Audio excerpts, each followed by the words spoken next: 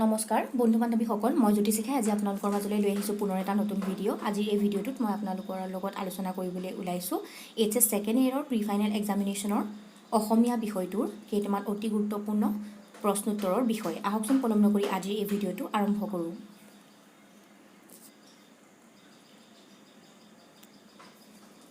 First কুৱেশ্যনটো দিয়া হৈছে, অসমীয়া সাহিত্যত প্ৰথম কথা কবিতা ৰচনা কৰা কবিগৰাকী কোন? ইয়াৰ উত্তৰটো হ'ব, অসমীয়া সাহিত্যত প্ৰথম কথা কবিতা ৰচনা কৰা কবিগৰাকী হৈছে যতীন্দ্ৰনাথ দুৱৰা। নেক্সট কুৱেশ্যনটো দিয়া হৈছে, যতীন্দ্ৰনাথ দুৱৰাই কোনখন কাব্যগ্ৰন্থৰ বাবে সাহিত্য অকাডেমী বঁটা লাভ কৰিছিল? ইয়াৰ উত্তৰটো হ'ব, যতীন্দ্ৰনাথ দুৱৰাই বনফুল কবিতা পুথিখনৰ বাবে সাহিত্য অকাডেমী বঁটা লাভ কৰিছিল। বন্ধু বান্ধৱীসকল, এই ভিডিঅ'টোত যিখিনি কুৱেশ্যন দিয়া হৈছে সেইখিনি মগনিয়াৰ গদ্যটিৰ যিখিনি গুৰুত্বপূৰ্ণ কুৱেশ্যন সেইখিনিয়ে আপোনালোকলৈ লৈ আহিছোঁ। ভালদৰে লিখি ল'ব কুৱেশ্যনখিনি, এনচাৰখিনি ভালদৰে লিখি ল'ব। নেক্সট কুৱেশ্যনটো দিয়া হৈছে, কথা কবিতাৰ দুটা বৈশিষ্ট্য লিখা। ইয়াৰ উত্তৰটো হ'ব, কথা কবিতাৰ দুটা বৈশিষ্ট্য হৈছে, প্ৰথমটো বৈশিষ্ট্য হৈছে কথা কবিতাৰ ৰূপকৰ সমাৱেশ থাকে আৰু ই প্ৰায়ে ৰূপকাত্মক। দ্বিতীয়টো বৈশিষ্ট্য হৈছে কথা কবিতা চিত্ৰধৰ্মিতাৰ ওপৰত প্ৰতিষ্ঠিত।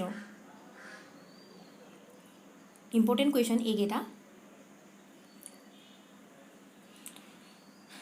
নেক্সট কুৱেশ্যনটো দিয়া হৈছে, উমৰ তীৰ্থ পুথিখনি কোনখন পুথিৰ ভাৱানুবাদ?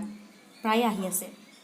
ইয়াৰ উত্তৰটো হ'ব, উমৰ তীৰ্থ পুথিখনি ফাৰ্চী চুফী কবি উমৰ খায়ামৰ ৰুবায়ত পুথিৰ ভাৱানুবাদ। মনত ৰাখিব। নেক্সট কুৱেশ্যনটো দিয়া হৈছে, ককাই মোৰ ওপৰত খং নকৰিবা, মোৰ হাতত একোৱেই নাই। কোনে কি প্ৰসংগত এই উক্তি কৰিছিল? ইয়াৰ উত্তৰটো হ'ব, কবি যতীন্দ্ৰনাথ দুৱৰাই বাটেদি গৈ থাকোঁতে সৰ্বদেহত দৰিদ্ৰতাৰ চিন পৰিস্ফুট এজন মগনীয়া কবিৰ ওচৰত থিয় হ'লহি। তেওঁৰ ওঠ হেতা, চকু দুটা ৰঙা আৰু গাত ফটা কাপোৰ আছিল। মগনীয়াজনে উখহা অপৰিষ্কাৰ হাতখন মেলি কবিক সহায় বিচাৰিলে। কবিয়ে চোলাৰ মোনাত হাত ভৰাই একোৱে নাপালে। তেওঁৰ হাতত সেইদিনা টকা, ঘড়ী, আনকি এখন উৰমালো মগনীয়াজনক দিবলৈ নাছিল। মগনীয়াজনে তেতিয়াও কবিৰ ওচৰত হাত পাতি আছিল আৰু মগনীয়াজনৰ দুৰ্বল শৰীৰ কঁপিবলৈ ধৰিছিল। কবিয়ে মগনীয়াজনৰ দুখ সহ্য কৰিব নোৱাৰি তেওঁৰ হাত দুখন সাৱটি ধৰি উক্ত কথাষাৰ কৈছিল।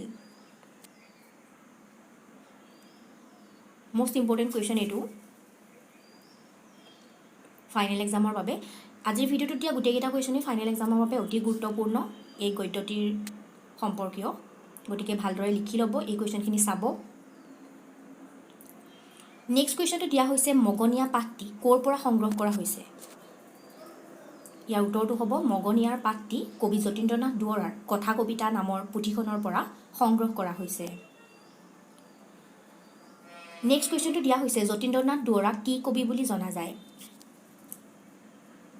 ইয়াৰ উত্তৰটো হ'ব, যতীন্দ্ৰনাথ দুৱৰাক বনফুলৰ কবি বুলি জনা যায়। নেক্সট কুৱেশ্যনটো দিয়া হৈছে, কথা কবিতাৰ জনক কোন?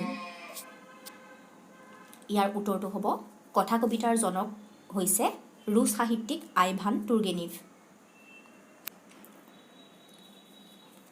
বন্ধু বান্ধৱীসকল, আজিৰ ভিডিঅ'টোত আছিলে এইকেইটাই গুৰুত্বপূৰ্ণ প্ৰশ্নোত্তৰ অসমীয়া বিষয়ৰ।